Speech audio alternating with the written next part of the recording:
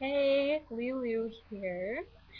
I wanted to make this video as a video response to a private email question that I received from someone where they were curious as to my first experience of contact with the extraterrestrial beings that I worked with. So the story begins like this. When I was about 4 or 5, I used to have these dreams when I was staying at my grandmother's house in Austin, Texas, that I was asleep and something, trying to put a tangible experiential word to it, but I would say something otherworldly would awaken me from my sleep. And I would sit up in bed and I wasn't frightened, and there was a big window and there was two single beds right underneath it. And often when I was young, my father would be sleeping in the bed next to me. So from the bed, you could see out of the window if you turned your body around.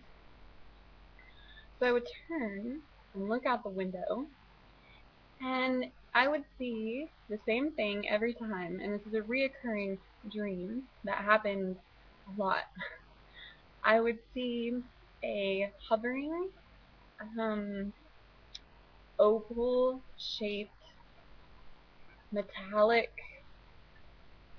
craft that had a really beautiful kind of orangish yellow luminescent glow around it. And it would hover right in front of the window.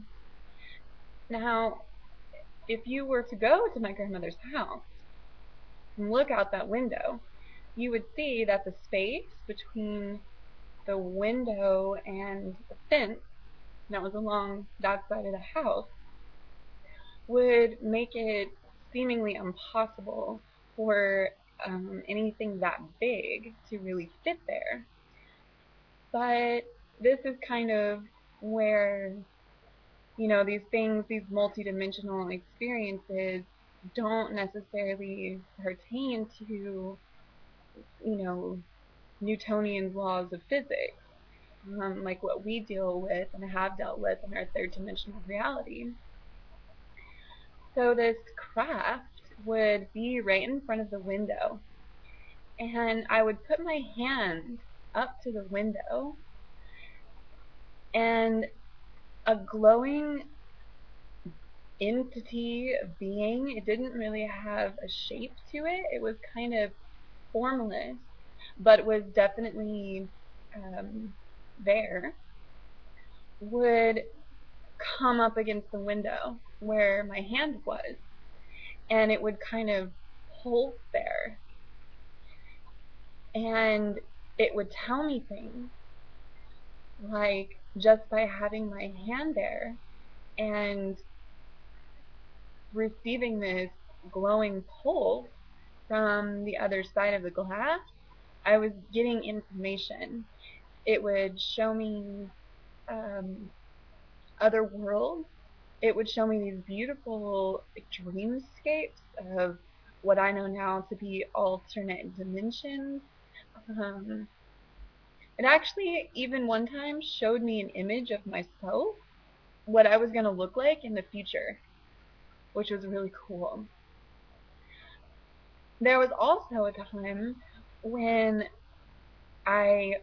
my dad was kind of moving, and it made me really nervous. And I pulled my hand away from the window because I was like, oh no, he's going to wake up and, I'm going to get in trouble or something. And it's like, as soon as I pulled my hand away from the window, the thing was gone. So this happened. I visited my grandmother every other weekend when I was a child, and I would say that this happened maybe every 3 or 4 visits that I would make. So, at least once a month this would occur, once every 2 months or so. So that was the first. Then skip ahead lots and lots of years, and I was living in Portland, Oregon, and I had just gotten, let's see, I think the first book that I had gotten is called We the Arcturians. The second one was called The Pleiadian Agenda. So I had just gotten these books, and as I was reading them, it was like, and actually many other starseeds have said the same thing. But it's like as they were reading this book, as I was reading these books, it wasn't so much someone's story as much as they were memories. Like I actually remembered knowing a lot of the things that the book was saying. There were also some things actually though that kind of triggered me that I didn't necessarily remember or even agree with. And that's really normal because everybody has a different um, you know, glasses through which they see the world, and that they have experienced things in their, ego glasses, if you will. So it's going to be different for everyone. But for the most part, it was all like pretty spot on.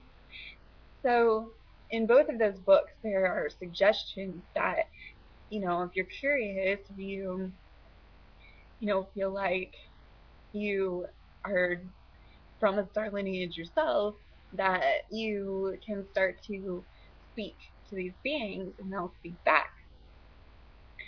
So I started incorporating that into my meditation, and sure enough, started communicating full on with the Arcturians and the Pleiadians first.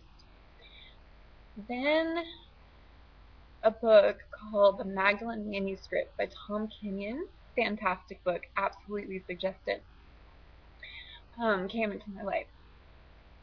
And in that book, he works with a group of intergalactic beings known as the Hathors.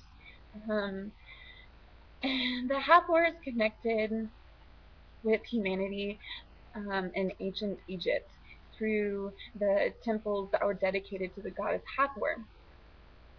They work with sound healing and the geometry of sound and sound frequencies, and they're also very present with people who are interested in alchemy of sacred sexuality and divine union.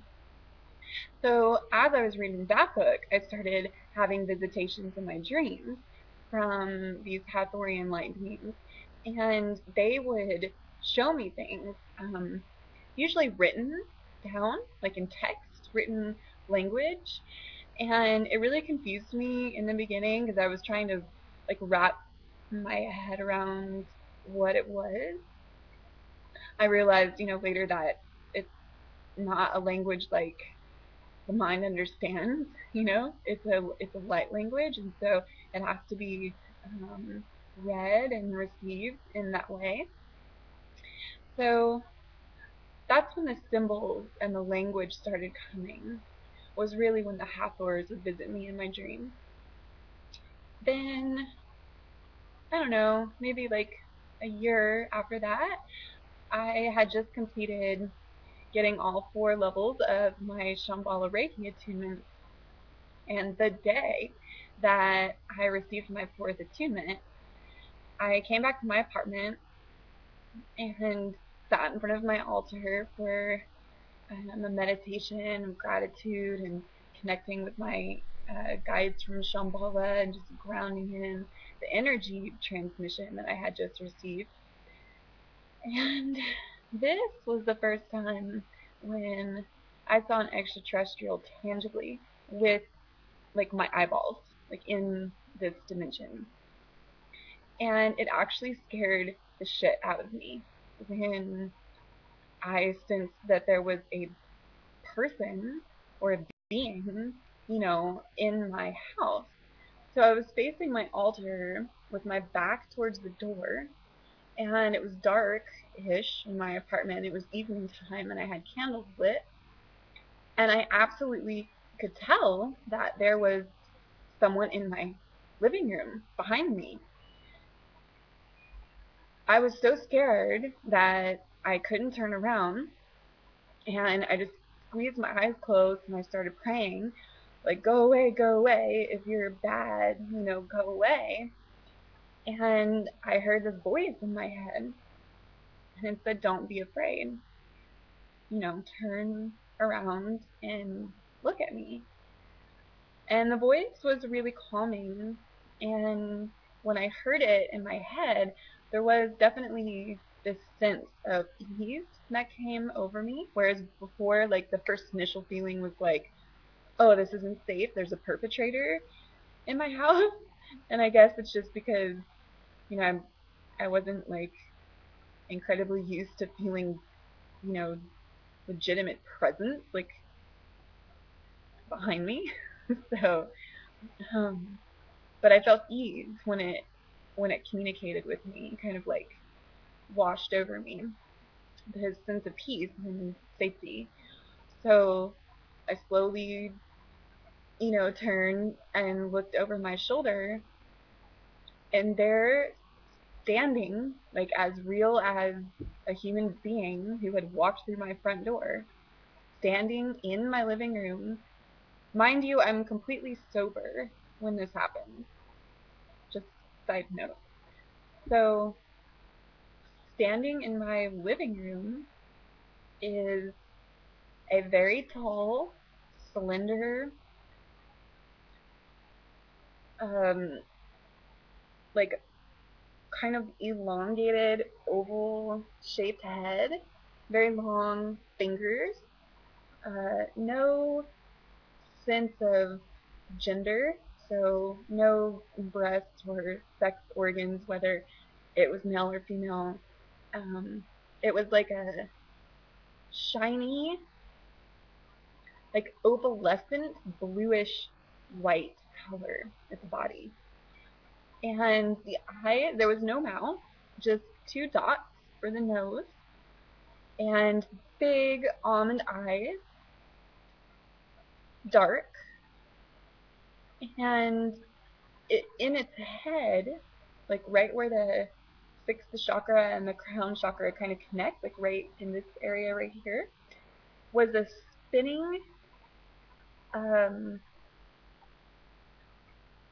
it kind of looks like, if you Google images, like what a nebula looks like this really beautiful, multicolored, gaseous, like, space situation. And it looked like it had a rainbow nebula, like, coming out of its sixth chakra. And its body was kind of see-through. Like, I could see the wall behind, or the door, actually, through it. But I feel like if I would have touched it, it would have, like, maybe my hand wouldn't have gone through it, even though I could see through it. So there was this spinning rainbow kind of like galaxy in its head, and it also had the same thing coming out of its heart. Or not coming out of its heart, but where the heart chakra is, spinning and multicolored, really beautiful. And I just stared at it, and I didn't feel afraid. I didn't really feel anything. I just was like kind of taken to this state where I was just still, and there weren't thoughts, and there weren't emotions. There wasn't anything, just like quiet and stillness. And I stared at it, and telepathically it started to speak to me, and he introduced himself. I gathered that it was a masculine energy, and he introduced himself as Amon, Amon, with two dots. over the O, and said that he was a member of the Arcturian High Council, and that he had come to show himself to me so that I would know. And this is like all happening like in a second. Like this whole situation literally was like boom, done, like started, finished.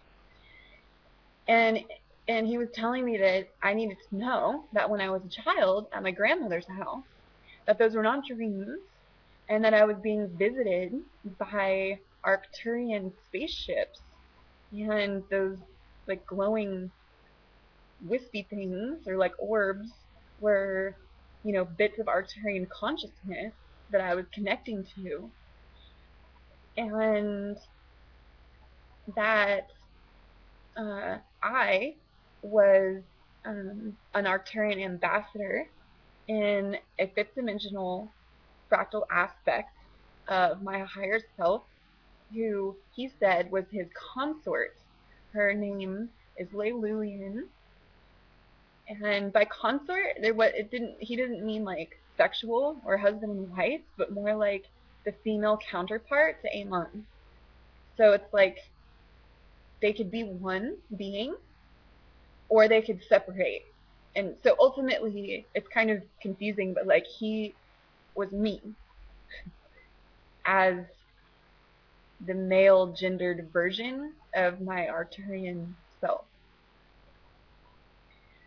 So that's when I got introduced to Lilian, which was again me.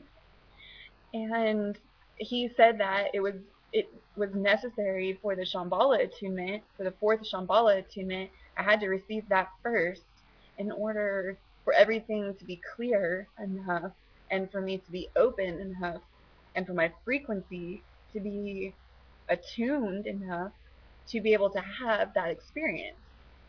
He told me that if I was open to it, that I would be receiving communications and visitations from the Arcturian Council, as well as other extraterrestrial councils, and that I needed to decide then and there and to tell him my answer of whether or not I wanted to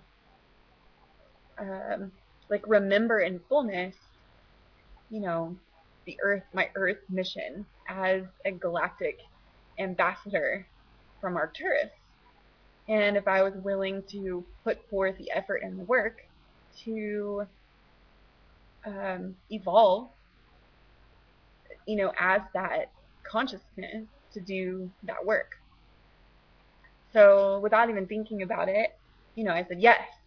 And when I said yes, he disappeared and went away. And I was kind of like, I shook my head. And like I said, it literally lasted like an instant. And I was kind of just like, holy crap, like, did that really just happen? At first I was like, am I crazy? And then I'm like, no, I'm actually quite sane. And that was real. So that's all kind of where it started, and that's a very short description. There's, infinitely more details. But yeah, I hope that that answers your question. Okay, it was good to see you, and blessings. Um, Please email me at lunasseelove@gmail.com. LUNASEELOVE if you're interested in a reading. And I look forward to connecting with you. Namaste.